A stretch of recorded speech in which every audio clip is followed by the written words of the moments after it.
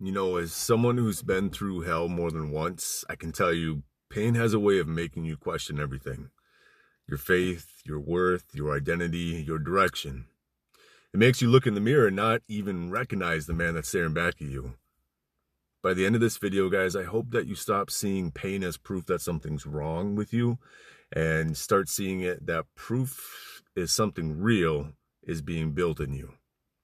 There's this Bible verse, James 1:2. Consider it pure joy whenever you face trials of many kinds. And man, I used to hate hearing stuff like that because it didn't make sense. How are you supposed to find joy in heartbreak, in betrayal, in nights where your chest feels so hollow and your head won't shut off? When your kids don't even look at you the same anymore, your spouse doesn't trust you. Or when you're carrying shame so heavy, it feels like it's pulling your bones down. You know, the older I get, I realize more and more that it's not saying enjoy the pain. It's saying trust the purpose. It's saying the moments that test you are the same ones that really teach you who you really are. And I want you to sit with that for a second, you guys. Every time you've been brought to your knees, every time you've had to start over, every time you thought you were done and somehow you just kept going, that's the testing James is talking about. That's where endurance gets built. That's where your character grows roots, like real solid roots. And that's where the surface level version of you dies and the grounded version of you is born. You guys, drop a yes in the comments down below if you've been through something that broke you, but looking back, you can admit that it grew you too. I think we forget that part. We forget that pain has a timeline. It doesn't last forever, but what it builds in you can. And James wasn't talking about religious happiness. He was talking about soul level strength, that inner calm that doesn't depend on the weather, the kind of peace that isn't bought, you guys, it's earned. It's, it's not something that's faked. It's built through endurance, through facing what you don't want to face, through owning what you are running from, through choosing presence when your body wants to escape. If you have ever tried to do this work to heal your inner childhood wounds and to learn how to sit in your emotions, to stop reacting, then you already know that this one truth, you don't need to quote scripture to live it, because this is what it looks like in real life.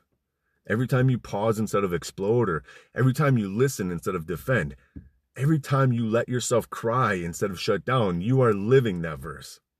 You are practicing joy in the middle of the trial. And listen, you guys, this isn't just a Bible thing, okay? Buddhism says too that pain is a teacher. Hinduism says act without attachment to results. Even in modern therapy, they call it stress inoculation, learning to hold more pressure without breaking. Every single tradition, philosophy, every healing path circles back to the same truth. The things that test you are the things that teach you. The fire is not punishment, it's a purification. But we resist it, right? We fight it. We look at our pain and we say, why is this happening to me? Instead of, what is this trying to show me? If you've been there, if you've ever prayed for peace and gotten chaos instead, tell me in the comments what you think life was trying to teach you in those moments. Because when you start to see it that way, something shifts. And you stop asking, when will this be over? And you start asking, what is this making possible? You stop running from the discomfort and you start realizing it's the birthplace of strength. You start seeing that even your breakdowns are building your emotional range.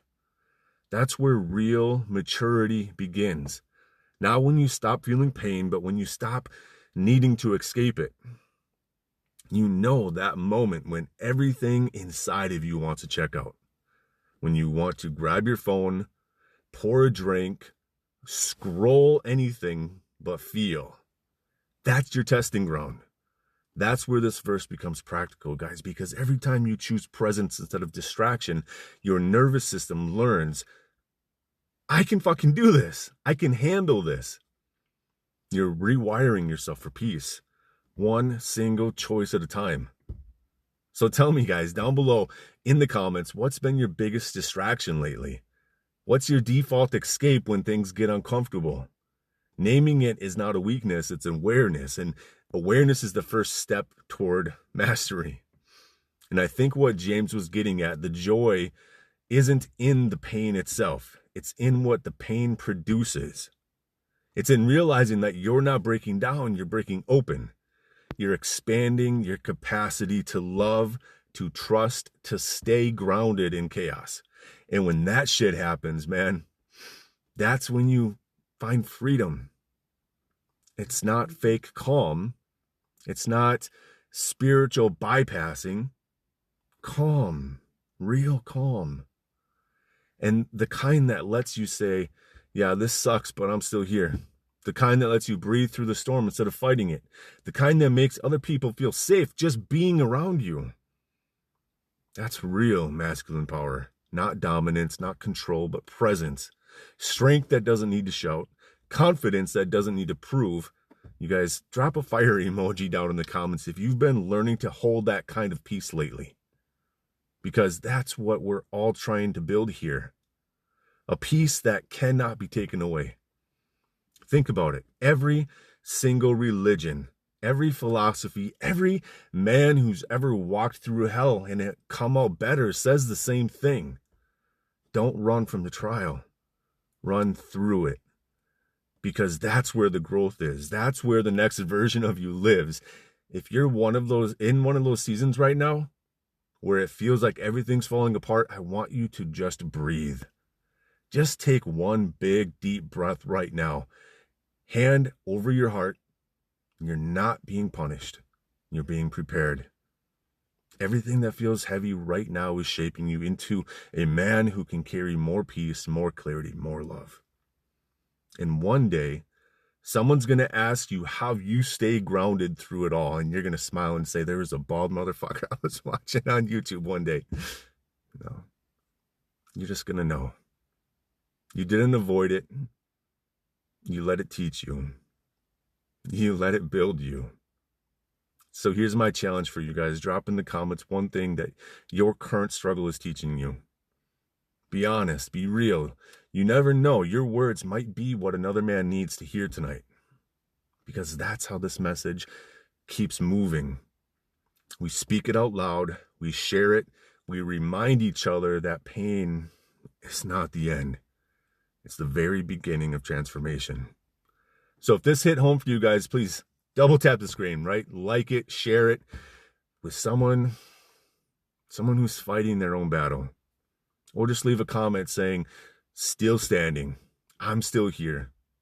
Because you are. You have made it through 100% of your hardest days so far. It's quite a record. And you're not weak for struggling. You're human for feeling. And you're strong for staying. So keep going, keep breathing, keep growing.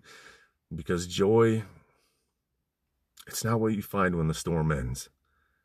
It's what you discover when you realize you were the calm inside that storm all along.